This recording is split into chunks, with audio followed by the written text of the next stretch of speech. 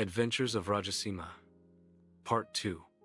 The Prince Rajasimha and his two brothers traveled day and night and got tired.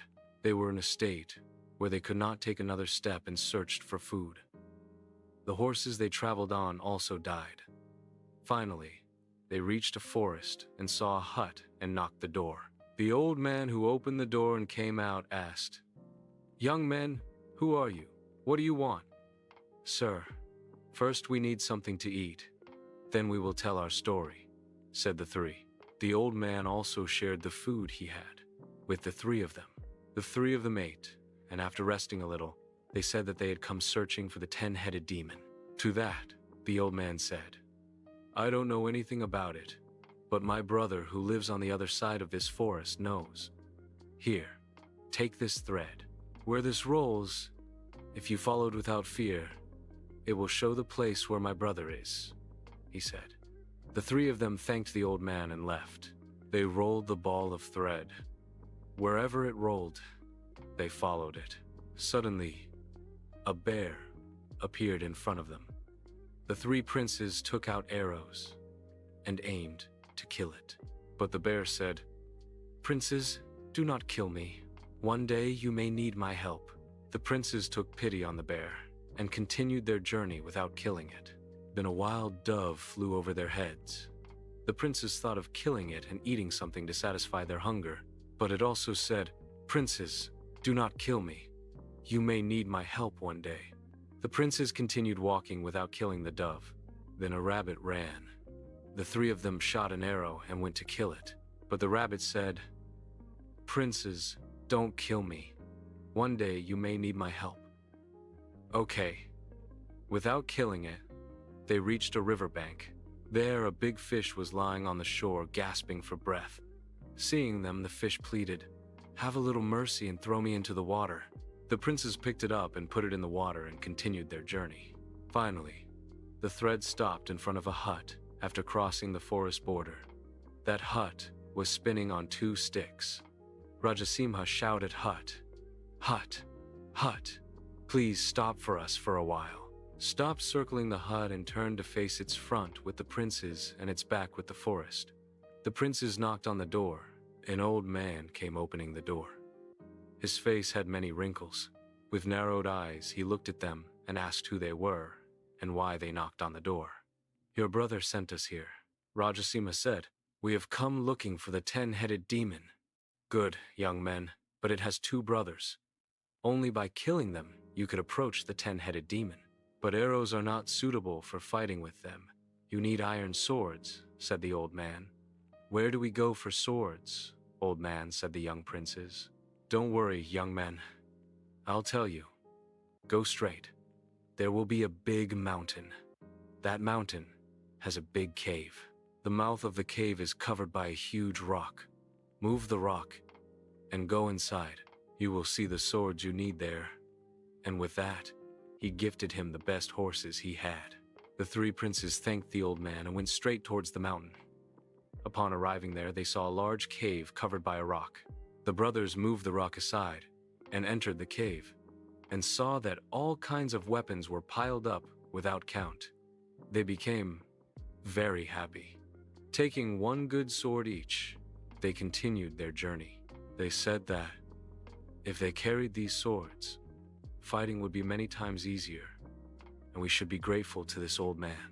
Without stopping anywhere, they rode the horses given by the elders and continued their journey, finally reaching a village.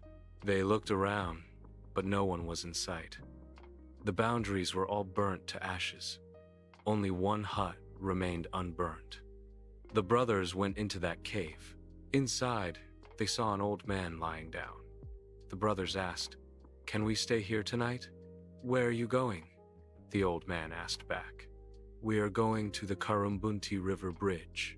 We are going to fight with the 10-headed demon who has imprisoned my wife Ezilarasi, the frog princess, and we want to rescue her," replied Prince Rajasimha. "Good young men. These cruel demons with evil hearts are plundering, killing, and destroying everywhere they go. They have ruined all our villages like this. Only I have escaped and survived. If you kill them, the people of this country will be very grateful. the old man said. "The king of this country is a real coward and not a good-hearted person," he said with sadness, and he would not care about the sufferings of the people. Having spent the night in the old man's hut, the brothers got up early and continued their journey. After traveling for a long time, they reached the riverbank. Broken swords, arrows, and human bones were scattered on the riverbank. There was an empty hut there, so the three princes thought of staying in that hut. Prince Rajasimha looked at his brothers and said, "We have come to an unknown country, crossing a long distance. Here we must be vigilant. We must listen carefully to every little sound. So the demons couldn't cross the bridge without our knowledge. Someone among us should take turns in guarding the bridge," he said. On the first night, the elder brother went to guard. He walked along the riverbank and looked intently across the river. Everything was quiet. He saw no one. No sound was heard. Therefore, he lay down under a bush. Immediately, he began to snore loudly, deeply. Prince Rajasimha, who was lying inside the hut, could not sleep. He did not close his eyes even for a moment. During midnight, he took his sword, wrapped it in his hip, came to the river, and looked around. He saw his brother sleeping under a bush, but without waking him, he began to guard himself. Suddenly, the river flooded and surged. The wind blew fast, and the trees swayed quickly. The birds in it began to chirp and scream. Then a three-headed demon came riding on a black horse. When it came to the middle of the bridge, the horse it came on stumbled. The black crow's wings on the demon's shoulder fluttered. The hair of the black dog that ran behind the demon stood up. The three-headed demon asked, "Why do you stumble, horse? Why are your wings flapping, black crow? Why is your hair standing up, black dog? Do you feel that the prince who can destroy us has been born? He hasn't even been born yet. And even if he were born, of what would he be to me? I would grab him with one hand and crush him with the other," said he. Hearing this, Prince Rajasimha came out from under the bridge. "Oh, my dear cold demon, don't cackle. You don't know what kind of youth I am. Don't try to ridicule me within it. First, fight with me. Then see whose strength is greater. The one who makes the opponent bite the dust? He should be proud and boast," he said. Then Rajasimha took the sword he had tucked in his waist and tried to fight the ghost. When their swords clashed, the ground around them shook and rumbled. Rajasimha, with his sword, sliced off all three heads of the demon in one stroke. The demon fell down, screaming. Then he cut the demon's body into small pieces and threw them into the river. He kept the three heads of demon under the bridge and returned to the hut and went to sleep. The day dawned and the elder brother returned. Rajasimha looked at him and asked, "Brother, what happened? Did anyone come at night?" "No one came, brother. Nothing happened. Not even a fly crossed me," he replied. Rajasimha got up quietly without saying anything in response. On the second night, the second brother went on guard. He walked here and there and looked closely at the riverbank. Deciding that everything was quiet, he lay down and hid his body under the bushes and fell asleep. But Rajasimha did not have much faith in his second brother, like his elder brother. So, as before, after midnight, he took his sword and went under the bridge to guard. Then suddenly the earth shook, the trees swayed, and the birds screamed. Just like its brother, the three-headed demon, this six-headed demon and the horse stumbled. The crow's feathers fluttered. The dog's hair stood on end. This demon also asked them, "Has the prince who can destroy us been born? But what? He is not worth the dust of my feet. I will crush you with one finger," it said. But before that, Rajasimha ran from the bottom of the bridge and shouted, "Enough! Enough! Stop your talk," he challenged. "Don't boast before fighting with me. Let's see who defeats whom. Come on." Rajasimha took the sword from his waist and spun it around and jumped on the six-headed demon. In a single stroke, he cut off its first three heads. "Prince, wait a moment. Let me rest," shouted the demon. Prince Rajasimha said, "It is not the time for you to talk about rest. You still have three heads. I only have one. When you also have only one head, we can both rest together. he mocked. By this, the angry demon struck the prince heavily and pressed him into the wet soil up to his knees. But the prince suddenly scooped up the soil in his hands and threw it at the demon's fiery eyes. When the demon stumbled, unable to see, he used his sword to slice off the other 3 heads. Then, cutting its body into small pieces and throwing it into the river, he placed the 6 heads of the demon under the bridge and returned, pretending nothing had happened, and slept. The day dawned, and the second brother returned. Rajasimha asked him if anything had happened during the night. "Nothing happened. Not even a fly or mosquito flew past me," he replied. "Is that so, brothers? Come with me.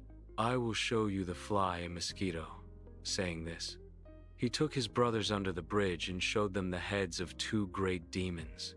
"These are the flies and mosquitoes that fly here at night, and you 2 were born to snore and sleep, not to enter the field and fight," Rajasimha said angrily. Both brothers were ashamed and bowed their heads down. They mumbled softly that sleep had defeated them. On the 3rd night, Rajasimha himself set out for the guard. "I have to handle a terrible battle, but you 2 must not fall asleep," Rajasimha said to his brothers. "Listen carefully. When you hear my whistle, send my horse to me immediately, and you both should also come to help me." Then Prince Rajasimha went to the riverbank and waited under the bridge. Then he tied 2 large stones from nearby to his waist belt. Midnight passed. The ground shook and trembled. The water in the river flooded, bubbled, boiled, and surged. A strong wind whistled and howled. The birds in the trees shrieked and cried. A 10-headed demon came riding on a horse. Its 10 heads whistled and made a great noise. Its eyes spewed fire. The demon's horse had 10 wings.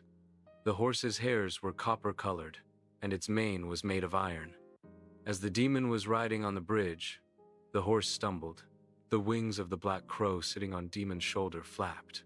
The hairs of the black dog that ran behind stood up. "Black dog, why are your hairs standing up? Everything seems ominous. Do you sense the prince is here somewhere? Has he been born?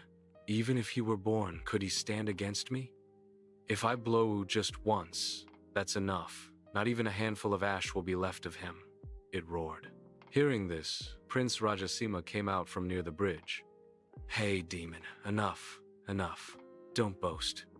Quickly, your honor is about to be lost, so stop it here," he shouted. "Oh, Prince Rajasimha, is it you?